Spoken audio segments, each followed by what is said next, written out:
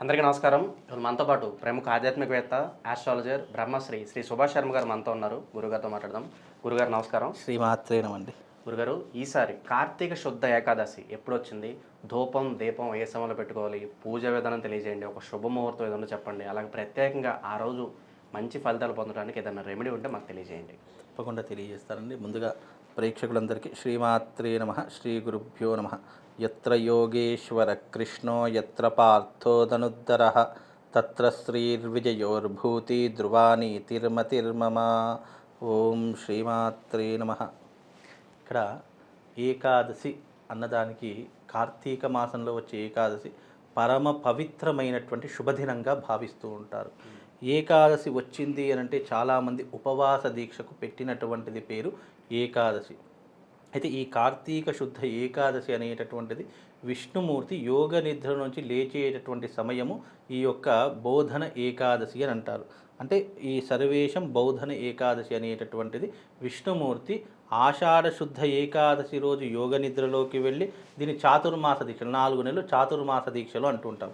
ఆషాఢ శుద్ధ ఏకాదశి రోజు యోగ నిద్రలోకి వెళ్ళి మళ్ళీ కార్తీక శుద్ధ ఏకాదశి రోజున యోగ నిద్ర నుంచి బయటకు వచ్చేటటువంటి సమయమే ఈ యొక్క కార్తీక శుద్ధ ఏకాదశి. ఇది విష్ణుమూర్తికి అంకితం చేయబడినటువంటి ఏకాదశి. ఈ ఏకాదశి ఎప్పుడు వస్తుంది అంటే మంగళవారం రోజున తేదీ 12వ తారీఖు రోజునే ఏకాదశి రావడం జరుగుతుంది. ఈ ఏకాదశి మళ్ళీ ఎప్పటి వరకు ఉంటుంది అని అంటే కనుక ఏకాదశి మధ్యాహ్నం 12 గంటల 12 నిమిషాల వరకు మాత్రమే ఏకాదశి ఉంటుంది. దాని తర్వాత మళ్ళీ ద్వాదశి రావడం జరుగుతుంది. అంటే మనకు సోమవారం దశమి వెళ్ళిపోయి ఏకాదశి, మళ్ళీ మంగళవారము ఏకాదశి వెళ్ళిపోయి ద్వాదశి రావడం జరుగుతుంది. కాబట్టి మనకు సూర్యోదయానికి ఉన్నటువంటిదే మనకు ఏకాదశిలోకి పరిగణలోకి తీసుకుంటాం. కాబట్టి మధ్యాహ్నం 12 గంటల 12 నిమిషాల వరకు ఈ ఏకాదశి ఉండడం జరుగుతుంది. ఆ రోజున పరమ పవిత్రంగా విష్ణు ఆరాధన చేసుకోవడము, దాన ధర్మాలు ఆచరించడము, శివాలయాలకు కానీ విష్ణు ఆలయాలకు వెళ్ళి అక్కడ దీపారాధన చేసుకోవడము, చక్కగా ఆ రోజున వీలైతే రుద్రాభిషేకం చేసుకోవడము, విష్ణుమూర్తికి తులసి దళాలంటే చాలా ప్రీతి.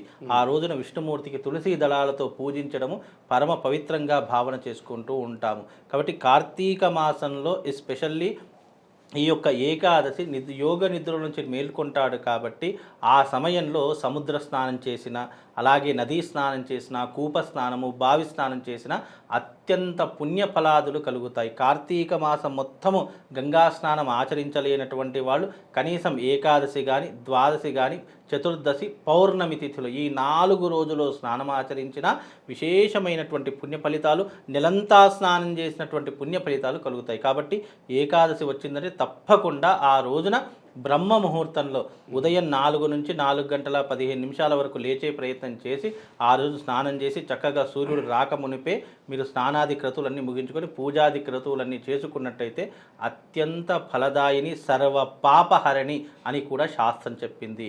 ఈ కార్తీక మాసంలో లేచేటటువంటి సమయం చాలా విశేషము. ఎప్పుడైతే ఈ కార్తీక మాసం నెల రోజుల పాటుగా తెల్లవారుజామున లేచి మనము స్నానము, సంధ్యానుష్ఠానములను, పూజాది క్రతువులను ఎప్పుడైతే చేసుకుంటామో దాని ద్వారా వాళ్ళ జీవితంలో మంచి అనుభూతిని ఏర్పరచుకుంటారు, దైవానుగ్రహాన్ని పొందగలుగుతారు. అలాగే మన జీవితంలో ఉన్నటువంటి పాపాన్ని తొలగించుకోవడానికి కూడా ఈ కార్తీక శుద్ధ ఏకాదశి మనిషి జీవితాన్ని మార్చే ఏకాదశి అని చెప్పుకోవచ్చు. ఈ ఏకాదశి రోజున అందరికీ ఒక ప్రత్యేకమైనటువంటి రెమెడీ చెప్తాను. ఇప్పటి వరకు ఎవరైనా చెప్పారో లేదో తెలియదు, కానీ తాంత్రిక శాస్త్రంలో ఉన్నటువంటి ఒక అద్భుతమైనటువంటి రెమెడీ.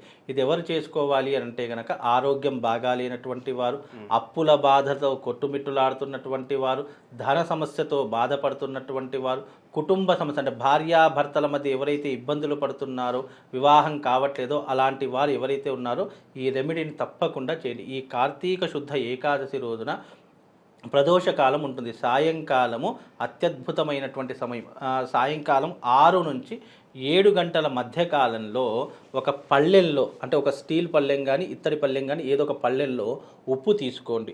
ఆ కళ్ళుప్పు, దొడ్డుప్పు అంటాం కదా, కళ్ళుప్పు అంటాము. ఆ దొడ్డుప్పుని తీసుకొని చక్కగా ఆ దొడ్డుప్పుని సమాంతరంగా ఆ పళ్ళెం సమాంతరంగా చేసుకొని దానిలో ఆవు పేడ ఉంటుంది కదా, ఆవు పేడను 2 ముద్దలుగా తీసుకొని ఆ యొక్క ఉప్పులో పెట్టేసి ఆ ఉప్పు పైన, ఆవు పేడ పైన 2 దీపాలు వెలిగించుకోండి. ఆ 2 దీపాలు వెలిగించి మీ ఇంటి యందు నైరుతి భాగమునందు కానీ ఈశాన్య భాగమునందు కానీ ఆ పళ్ళెల్లో ఉన్నటువంటి దీపాలు ఆ స్థానంలో పెట్టేసేయండి.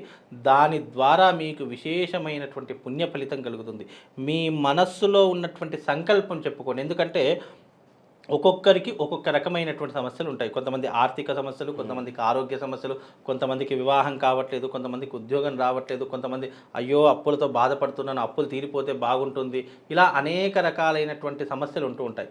మీ మనసులో ఏ సమస్యతోనైతే మీరు బాధపడుతున్నారో ఆ సమస్య మీ మనసులో సంకల్పం చేసుకొని అమ్మా తల్లి జగన్మాత ఆదిపరాశక్తి లేదా స్వామి విష్ణుమూర్తి నా యొక్క కష్టాలన్నీ గట్టెక్కిచ్చేటటువంటి అనుగ్రహాన్ని నాకు ప్రసాదించు అని చెప్పేసి ఆ 2 దీపాలను ఆ రోజున అక్కడ పెట్టారనుకోండి, వాళ్ళ జీవితంలో అద్భుతమైనటువంటి యోగం కలుగుతుంది.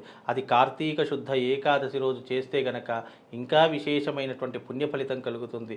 తద్వారా వీళ్లకు మంచి అదృష్టము, విష్ణుమూర్తి యొక్క సంపూర్ణమైనటువంటి అనుగ్రహం కూడా వాళ్లకు లభిస్తుంది. వాళ్ళకున్నటువంటి దారిద్ర్యం అంతా కూడా ఈ ఏకాదశి పర్వదినాన తొలగిపోతుంది అని శాస్త్రం అండి. ఏకాదశి గురించి ఎన్నో మంచి విశేషాలు మాకు తెలియజేశారు గురుగారు. నమస్కారం.